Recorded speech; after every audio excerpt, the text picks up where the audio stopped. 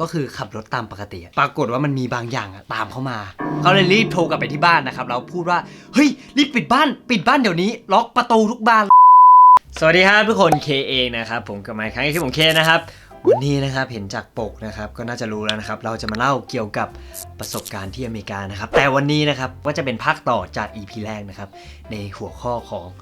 สิ่งลี้ลับในอเมริกาถ้าพูดถึงเรื่องน่ากลัวเนี่ยเพชรชอบฟังไหมชอบฟังเรื่องผีเรื่องอะไรแบบใช่ปะซึ่งถ้าคนไทยส่วนใหญ่เอาง่ายๆเลยเขาจะเล่าเรื่องผีกันตอนไหนตอนคืนถ้าดูหนังไทยส่วนใหญ่หรือหนังอเมริกาส่วนใหญ่เรื่องมันจะเกิดในไหนไม่บ้านล้างนอกเมืองไม่นอกเมืองก็อะไ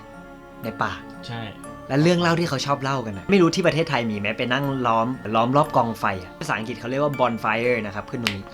มีความรู้ด้วยนะครับซึ่งเรื่องนี้เป็นประสบการณ์ที่รุ่นพี่เคได้เจอมานะครับที่อเมริกานะครับเหตุการณ์มันเกิดขึ้นที่ว่าทุกคนเนี่ยได้มีการไปเข้าแคมป์ของโรงเรียนนะครับเพราะว่าเคไปเรียนที่ private school นะครับเป็นโรงเรียนแบบเอกชนนั่นเองก็จะเป็นแคมป์เหมือนสารสัมพันธ์หรืออะไรเงี้ยแต่ละคนก็จะมีการแบบแบ่งกลุ่มไปทำ bonfire ไปทำแบบล้อมรอบกองไฟอะไรเงี้ยซึ่งกลุ่มของเคนะครับมีประมาณ20คนนะครับและมีรุ่นพี่ของเคคนหนึ่งที่มาช่วยทำแคมป์ปรากฏว่าเขาก็บอกให้ทุกคนมานั่งรอบกองไฟตอนนั้นจำได้เลยว่าไปทำกิจกรรมอะไรเสร็จเนี่ยประมาณ4 ทุ่มหรือเที่ยงคืนเนี่ยจะไม่ได้นะปรากฏว่าเขาบอกเขาจะเล่าเรื่องอะไรให้ฟังเป็นเรื่องจริงที่ครอบครัวเขาเจอมานะครับเท้าความเป็นนิดนึงรุ่นพี่ของเคคนนี้นะครับชื่อแทดนะครับผมงงว่าฝรั่งชื่อนี้ได้ไงนะครับเพราะเขาเป็น Native American นะครับหรือว่าคนไทยที่รู้จักกันในนา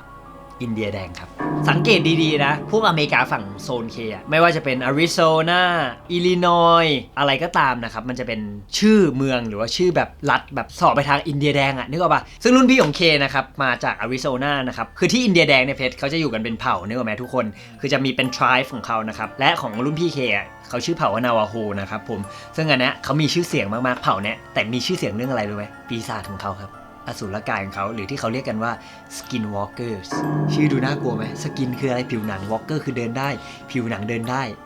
มันใกล้เคียงนะครับคือที่เผ่าเนี้ยนะครับเขาจะมีคำสาปของเขาอยู่ที่สามารถทำให้คนเหมือนมีพละกำลังเหมือนเป็นสัตว์นะครับหรือบางครั้งเนี่ยเขาก็จะแปลงร่างเป็นสัตว์ได้กลับมาเป็นคนได้หรือบางทีก็จะเป็นครึ่งคนครึ่งสัตว์นะครับซึ่งเขาเกิดจากการที่พ่อมดนะครับหรือว่าแม่มดอะไรเงี้ยของเขาได้ทำการไล่คำสาปไม่ว่าจะเป็นการจงใจที่จะทำให้เป็น Skinwalker หรือว่าเป็นการวางยาพิษหรือเป็นการฆ่ากันแล้วแปลงให้เป็น Skinwalker นะครับกลับมาที่เรื่องของแทดนะครับเขามาเล่าให้ฟังว่าที่เผ่าอินเดียแดงคนอินเดียแดงสมัยก่อนนะครับเขาจะบูชาพวกเทพเจ้าของเขาเองนะครับเขาจะมีความเชื่อที่แตกต่างกันตามแต่ละ tribe นะครับถ้าเขาบูชาสิ่งนี้แล้วก็เชื่อสิ่งนี้ไปแล้วเขาจะเชื่อแล้วเขาจะ against แล้วก็แบบต่อต้านกับทุกสิ่งที่แบบมาบอกให้เขาเชื่อโรงเรียนที่เคไปอยู่เรียกว่า Christian Life นะครับพ่อของเขานะครับเป็นถึงบาทหลวงนะก็ถือได้ว่าคนในเผ่าเขาหลายๆคนจะไม่ค่อยชอบเขากันนะครับแล้วคนที่อเมริกานะครับถ้าอยู่ในรัฐอะไรอย่างเงี้ยบ้านที่อเมริกาจะใหญ่ๆคนจะเห็นเป็นคอนฟิลเป็นแบบไร่ข้าวโพดหรือบางคนจะเลี้ยงแกะเลี้ยงแพะหรือเลี้ยงวัวเลี้ยงควายอะไรเงี้ยก็ที่ของเขาเป็นหลายไร่เลยนะจำไม่ได้ว่ากี่เอเคอร์เนี่ยแต่ใหญ่มากๆก็จะทำแบบหลายๆอย่าง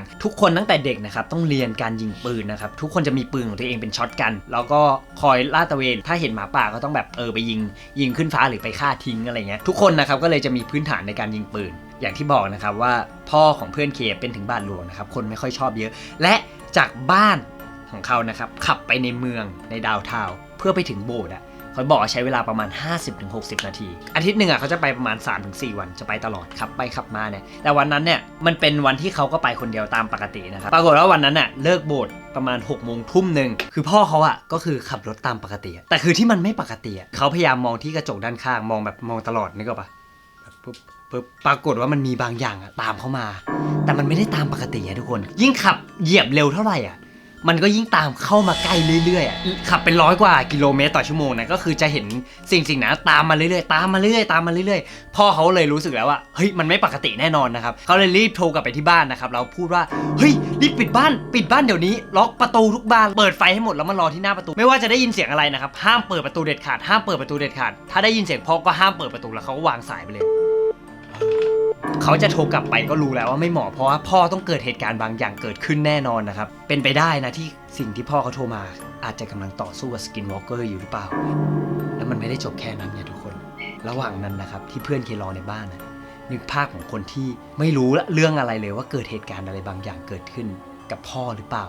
ทุกคนทำตามที่พ่อบอกแบบไม่เถียงอะไรเลยนะปิดทุกอย่างใช่ไหมแล้วเปิดไฟทั้งหลังแล้วก็ล็อกประตูไว้ทุกอย่างแล้วก็มารอที่แบบหน้าประตูแล้วถือปืนไว้อะเพื่อนเคบอกว่าระหว่างรอนั่งแบบอธิษฐานกันว่าอย่าเกิดอะไรกับพ่อนะครับได้ยินเสียงเคาะประตูได้ยินเสียงแบบกึก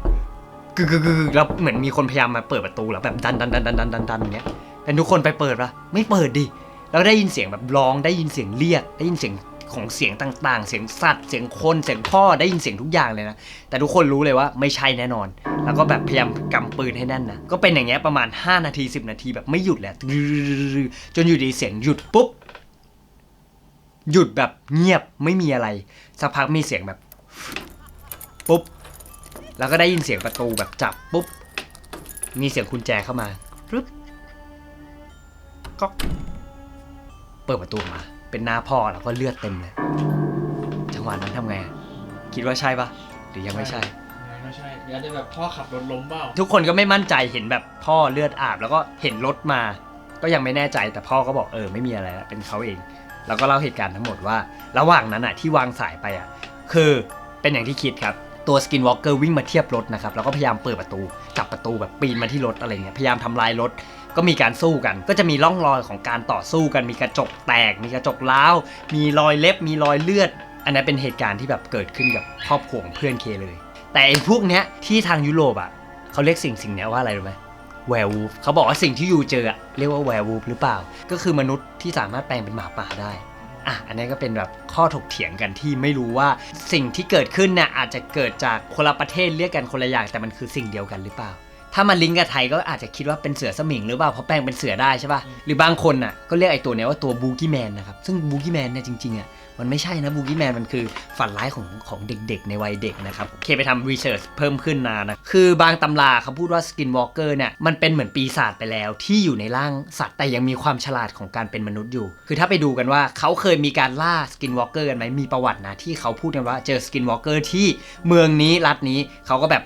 ค่อยๆต้อนกันมาเรื่อยแต่สุดท้ายก็ไม่เจอก็ไม่รู้ว่ามันเป็นเรื่องจริงหรือเรื่องเล่นเพราะเขาบอกว่าสกินวอล์กเกอร์เนี่ยอย่างแรกคือพละกำลังเหนือมนุษย์วิ่งเร็วกว่าแข็งแรงกว่าฉลาดกว่าทุกอย่างคือแบบเหนือกว่ามนุษย์หมดนะครับผมทุกครั้งที่ถูกล่าเนี่ยไหวพริบของเขาคือเขาจะซ่อนตัวเก่งมากไม่ว่าจะเกิดอะไรขึ้นก็คือหนีได้ตลอดตอนนี้ก็ไม่มีใครเคยเห็นสกินวอล์กเกอร์หรือจับได้ตัวเป็นๆนะครับมันก็อาจจะเป็นแค่เรื่องเล่าที่ไม่ใช่เรื่องจริงหรืออาจจะเป็นเรื่องจริงเราก็ไม่มีทางรู้ได้จริงๆถ้าใครอยากให้เคเล่าเรื่องเกี่ยวกับพวกบูกี้แมนนะครับหรือว่าเรื่องวูดูแอฟริกาเนี่ยก็รู้เยอะเพราะว่าลูเมทถึงเคเนี่ยก็มีเล่ามาคร่าวๆมาเหมือนกันก็น่ากลัวเหมือนกันนะครับใครอยากให้เคเล่านะครับก็ลองคอมเมนต์บอกกันข้างล่างได้นะครับถ้าชอบเรื่องแบบนี้นะครับช่วยกดไลค์กดแชร์กันด้วยนะครับแล้วไว้เจอกันคลิปหน้าแล้วกันนะครับสำหรับวันนี้ระวังสกินวอล์กเกอร์นะครับ